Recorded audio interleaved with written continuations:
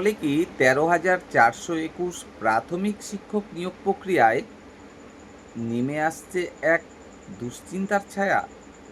তাহলে কি শেষ পর্যন্ত বাতিল হয়ে যাবে এই নিয়োগ প্রক্রিয়া? হ্যাঁ, এমনটাই কিন্তু মনে করছে এই মুহূর্তে অনেকেই। কেন? কারণ এসএলএসটি তার নিয়োগ প্রক্রিয়া কিন্তু স্থগিত করে দেওয়া হয়েছে আপাতত। কী কারণে স্থগিত করে দেওয়া হয়েছে? মূলত ওবিসি সংরক্ষণ নিয়ে। এসএসসি এই মুহূর্তে বুঝতে পারছে না তারা কি করবে। এই যে নিয়োগ প্রক্রিয়া এসএলএসটি, সেখানে 17% সংরক্ষণ হিসাবে নিয়োগটা করবে, নাকি শুধুমাত্র 7% হিসাবে নিয়োগটা করবে?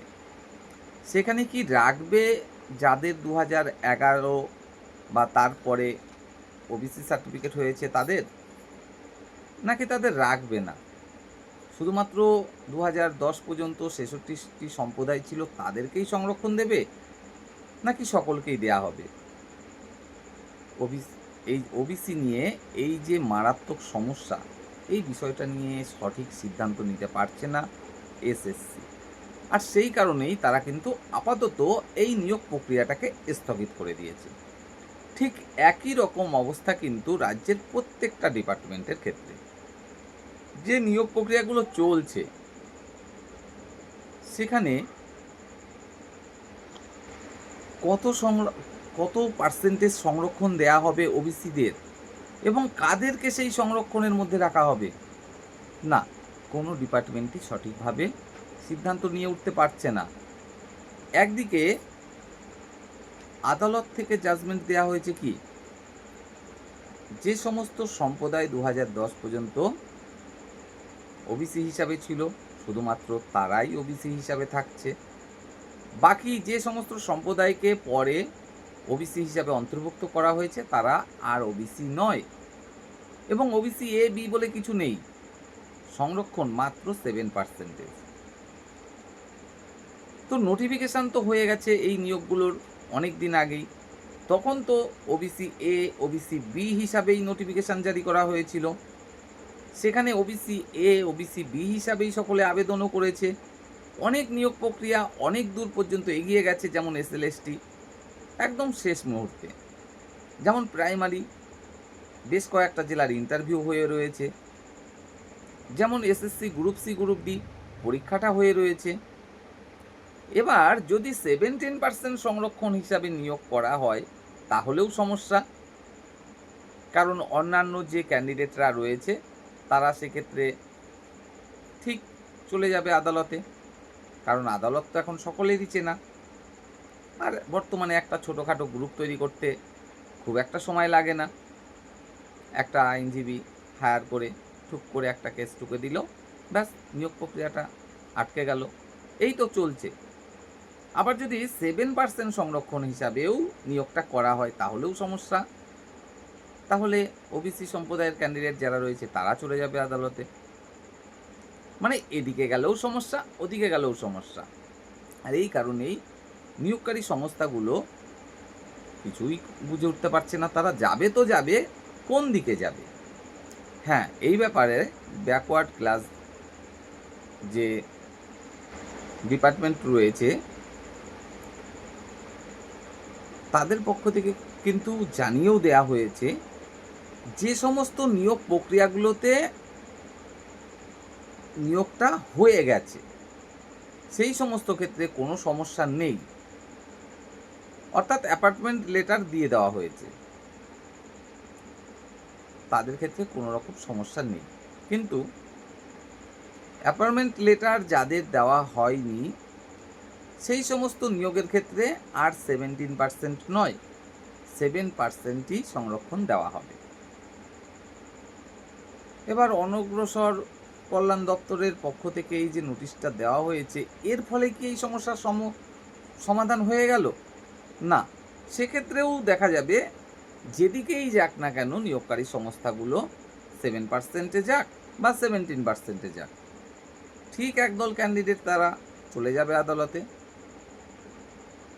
নিয়োগটা মাঝপথে সেই কারণে আটকেও যেতে পারে। তো বর্তমানে এই যে ১৩,৪২১ প্রাথমিক শিক্ষক নিয়োগ, এই ব্যাপারটাও কিন্তু ঠিক এই একই কারণে বিরাট বড় এক সমস্যার মধ্যে রয়েছে। তাই অনেকেই মনে করছেন হয়তোবা পুরো নিয়োগ প্রক্রিয়াটাই ক্যান্সেল হয়ে যেতে পারে।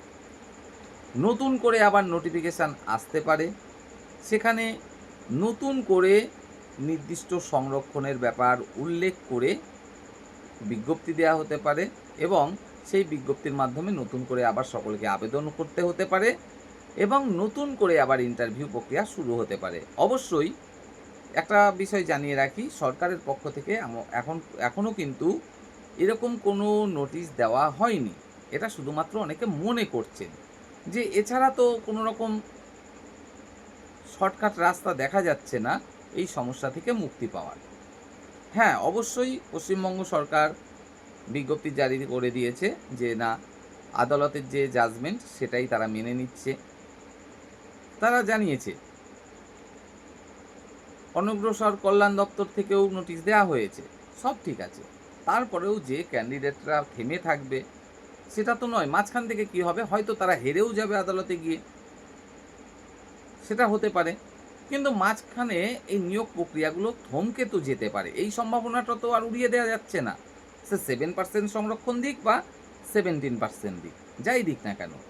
আর এমনটাও হবে না যে শুধু ওবিসি ভ্যাকেন্সিগুলো বাদ রেখে বাকিগুলো নিয়োগ করে দিন আপনারা, এরকম জাজমেন্ট দেবে আদালত, সেটাও দেবে না। যদি থেমে যায় তাহলে পুরো নিয়োগ প্রক্রিয়াটাই থেমে যাবে। তো শর্টকাট তাহলে রাস্তা কি আছে, পুরো নিয়োগটাই বাতিল করে দাও, মানে নোটিফিকেশানটাই বাতিল করে দাও, আবার নতুন করে নোটিফিকেশান দাও, তারপরে সবাই আবেদন করুক, আবার নতুন করে ইন্টারভিউ নাও।